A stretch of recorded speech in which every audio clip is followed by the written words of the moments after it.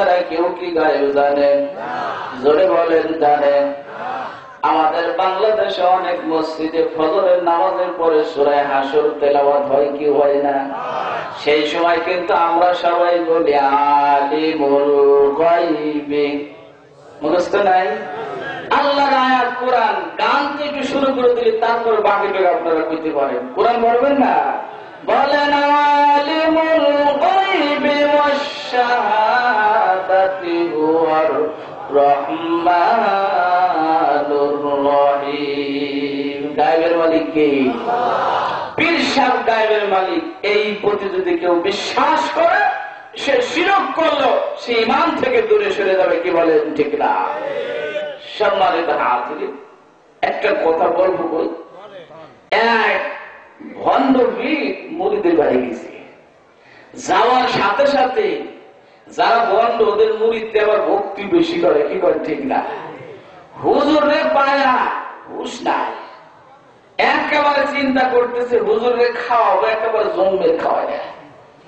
একেবারে বাজার থেকে বড় বড় মাছ সুন্দর করে বাজার করে দিয়া বাড়িওয়ালারে কয়, কামেল আল্লাহর ওলি আইছে, ভালো করে রাখবি, আমি একটু বাইরে গেলাম, হুজুরকে খাবার দিস। বাড়ির মহিলা আবার আলেমের মেয়ে, যারা আলেমের মেয়ে এরা বন্ডামি পছন্দ করে না। পীর মানে কিন্তু বন্ডামি পছন্দ করে।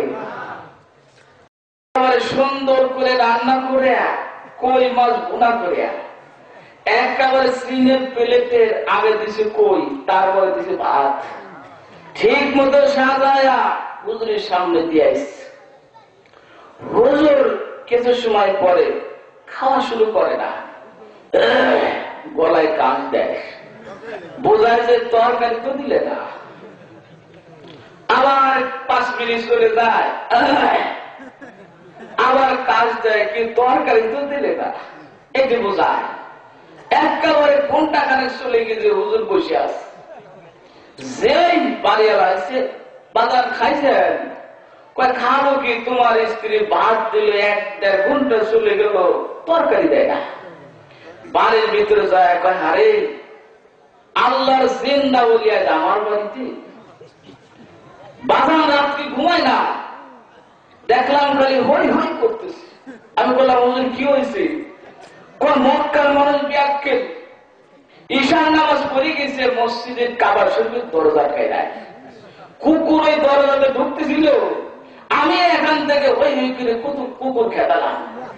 এত বড় আল্লাহর ওলি 4,500 মাইল দূরে মক্কার কুত্তে খেতায় দরজা, আর সেই হুজুর বাড়ি আইছে, তুমি ভাত দিয়ে তরকারি দাও না। মহিলা কাগজ দিয়ে সামনে দিছে, একেবারে ভাত সরাইয়া মাছ বাইর করে তরকারি বাইর করে দিয়ে বন্ডামে জায়গা পান না, হাতের নিচে কই মাছ খুঁজে পান না, এখানে বসে মক্কার ঘরে কুত্তে খেতায়। আছে না এরকম? গায়েবের মালিক কে? জোরে বল না। হযরত সুলাইমান আলাইহিস সালামের কাছে হুদহুদ পাখি এসে বলতেছেন, ও আল্লাহর নবী সুলাইমান, আমি যা জানি আপনি তা জানেন না, যে আমি ইয়ামেনের সাবা নগরীতে গেলাম, সেখানে আমি একটা সিংহাসন দেখলাম। ইন্নী ওয়াজাদতু রাতান তামলিকুহুম ওয়া উতিয়াত মিন কুল্লি শাইইন ওয়া লাহা আরশুন আযীম। বলেন সুবহানাল্লাহ। আর জোরে বল না। আমি ইয়ামেনের সাবা নগরীতে গেলাম, সেখানে গিয়ে দেখলাম বিশাল একটা সিংহাসন। সেই সিংহাসনের মালিক হল রানী বিলকিস, মহিলা একজন, রাষ্ট্রপতি একজন, মহিলা একজন নেতা, তার নাম হলো রানী বিলকিস। সে ওই সিংহাসনে বসে আছে। তবে আমি দেখলাম ওয়াজাদতুহা ওয়া কওমাহা ইয়াসজুদুনা লিশ-শামসি মিন দুনিল্লাহ। তবে দুঃখের সংবাদ হলো ওই দেশের জনগণ সূর্যের সিজদা করে আল্লাহকে বাদ দিয়ে। জোরে কান, আরো জোরে কান না। আল্লাহরে বাদ দিয়ে কাউকে সিজদা করা যাবে না। সূর্যের যাবে না, চন্দ্রের যাবে না, গাছের যাবে না, মাজারে মনে যাবে না, কথা কন গাছে। পীরের দেওয়া যাবে না, তাও দেওয়া যাবে না। একমত যদি থাকেন তাহলে আপনার ইমানদার, আপনার ভিতরে ইমান আছে। আর যদি মাজারে সেজদা দেন ইমান থাকবে না, তবে জোরে কন।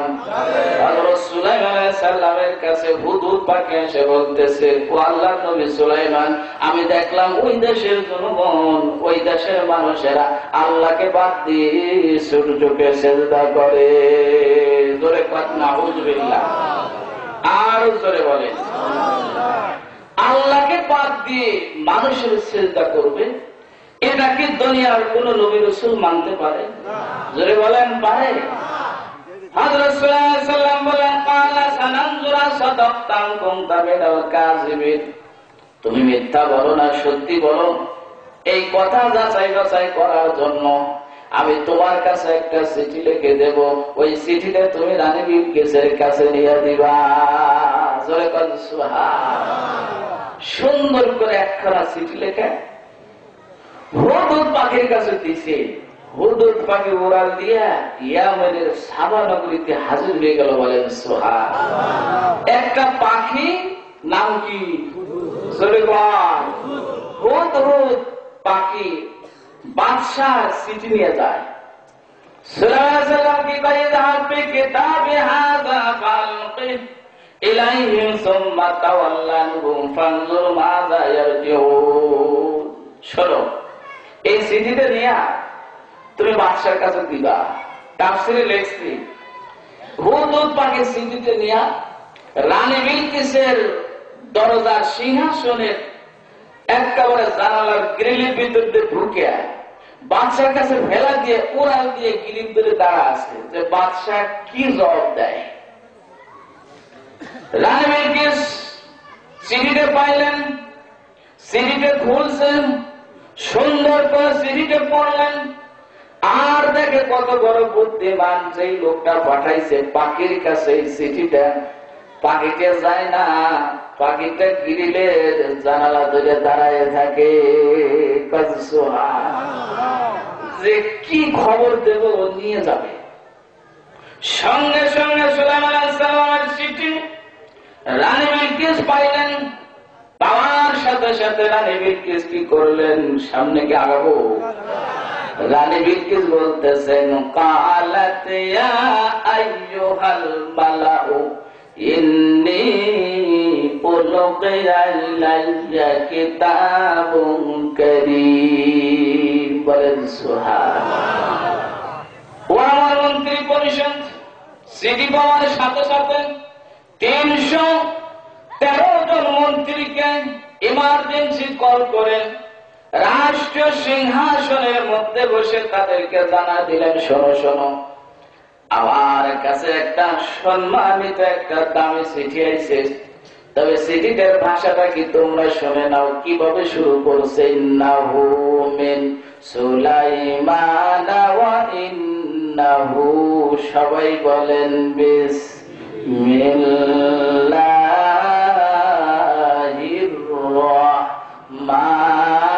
রাহমানির রহিম। ও মন্ত্রী পরিষদেরা, শোনো না চিঠিটার ভাষা। চিঠিটা আসে সুলাইমান আলাইহিস সালামের কাছ থেকে, আর এটা বিসমিল্লাহ বলে সে শুরু করেছেন। আর চিঠির ভিতরে 2টা কড়া ভাষণ দিছে, বেশি কথা কয় নাই। আল্লাহ তাআলু আলাইয়া, আল্লাহ তাআলু আলাইয়া ওয়া আতুনি মুসলিমিন। চিঠিতে তিনি 2টা কথা বলে দিয়েছে। 1 নাম্বার কথা বলছেন, বাড়াবাড়ি করিও না। কি বলছে? বাড়াবাড়ি করিও না। 2 নাম্বার কথা বলছে, মুসলমান ভাই আমার কাছে চলে আসো। চলে বড় কথা না? যারা আল্লাহর মানে না, উনি চিঠিতে কিন্তু দাওয়াত দিয়ে দিয়েছে, তোমার মন গড়ে বদর বাদ দিয়ে মুসলমান হয়ে আমার কাছে আসো। বলেন সুবহানাল্লাহ। আর যদি বাড়াবাড়ি করো খবর ভালো হবে না। একেবারে সেনাবাহিনী পাঠা দিয়া তোমার একেবারে সংসদ দেশ তছনছ করে ফেলবো। হযরত সুলাইমান আলাইহিস সালামের চিঠি পেলাম। রানী বিলকিস 313 জন মন্ত্রীদেরকে শোনায়া ইয়া আইয়ুহাল মালাউ আফতুনি ফি আমরি মা কুনতা কাতিয়াতান আমরান হাত্তা তাশহাদু। আমার মন্ত্রী পরিষদেরা শুনে রেখে দাও, আমি এবার কি করতে পারি? তোমাদের সাথে পরামর্শ ছাড়া আমি তো কোনো কাজ করতে পারি না। কোন দেশের রাষ্ট্রীয় প্রধানমন্ত্রী নিজের খেয়াল খুশি মতো চলতে পারে না, মন্ত্রীদের মত নিয়ে চলতে হয়। কথা ঠিক কিনা?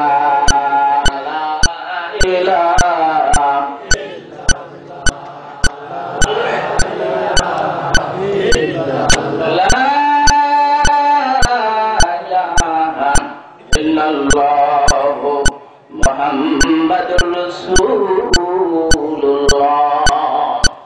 ও মন্ত্রীদের কি করা যায়? মন্ত্রীরা কি কয়? ক্বালু নাহনু উলু কুওয়াতিন ওয়া উলু বাসিন শাদীদ ওয়াল আমরু ইলাইহি ফানজুরি মাযা তা'মুরুন। মন্ত্রীরা কয়, বাদশা, আমরা তো খুব শক্তিশালী, আমাদের স্ট্রং সেনাবাহিনী আছে, আমাদের শক্তি কম না, তবে সিদ্ধান্ত আপনি জানেন আমরা একমত। কারণ সবাই জানে বাদশা যা করে সবাই বাদশাকে সমর্থন করে, কি কোন ঠিক না? রানী বিলকিস বলে, قالت إن الملوك إذا دخلوا قرية أفسدوها وجعلوا عزة أهلها أذلة وكذلك يفعلون। রানী বিলকিস মন্ত্রীদেরকে কয়, শোনো, যদি কোন শক্তিশালী কোন দেশ থেকে যদি আমাদের দেশে কোন বাদশা আক্রমণ করে, যে জনপদ দিয়ে ঢুকবে জনপদ ভেঙে তছনছ করে দিবে, আর ওই দেশের যারা নামি দামি মানুষ আছে তাদেরকে অপমান করবে। কথা ঠিক কিনা? জ্ঞানীদের সম্মানিত মানুষের আগে ধরবে, কি কর, আর যে এলাকাতে ঢুকবে ওই এলাকা তছনছ করে ফেলবে। তবে শোনো আমার মন্ত্রীরা, আমি ওনাকে টেস্ট করবো, উনি বাদশাহ না নবী। আমি কিছু হাদিয়া পাঠাবো, যদি হাদিয়া নেয় তাহলে বলবনি নবী আর বলবনি বাদশাহ, আর যদি হাদিয়া না নেয় তাহলে বলবো উনি একজন সাধারণ একজন বাদশাহ নবী। হাদিয়া নিয়ে বলবো সাধারণ মানুষ, আর না নিলে বলবো নবী। আমি একটা সিদ্ধান্ত নিয়ে হাদিয়া পাঠাই। রানী বিলকিস স্বর্ণের ইট, দামি দামি মূল্যবান সম্পত্তি একদল বাহিনীকে পাঠায় দিলেন সুলাইমান আলাইহিস সালামের দরবারে। বলেন সুবহানাল্লাহ। যাওয়ার সময় হাদিয়া দিলেন। তাফসীর ইবনে কাসিরের ভিতরে লেখছে, একদল বালিকারে বালকের পোশাক পরেছে, আর বালিকাদেরকে বালকের পোশাক পরায় পাঠাইছে, আর একটা শিশি দিয়েছে, খালি শিশি। বলে বাদশাকে বলিও যে পানি আসমানেও নাই জমিনেও নাই এমন পানি দিয়ে যেন শিশিকে ভরে দেয়। তাফসীর ইবনে কাসিরের ভিতরে লেখছে, আরেকটা স্বর্ণের একটা টুকরা দিছে, তার ভিতরে হাজারো ছিদ্রি পেঁচানো গুছানো। রানী বিলকিসকে বলিও সে যেন ওই সুতা সে যেন এই ছিদ্রের ভিতর দিয়ে ঢুকায় দেয়। যদি উনি এগুলো পারে তাহলে বলবো উনি একজন নবী, আর যদি না পারে তাহলে বলবো একজন বাদশাহ, ওনার বিরুদ্ধে আমরা ঝাঁপিয়ে পড়ব। তাফসীর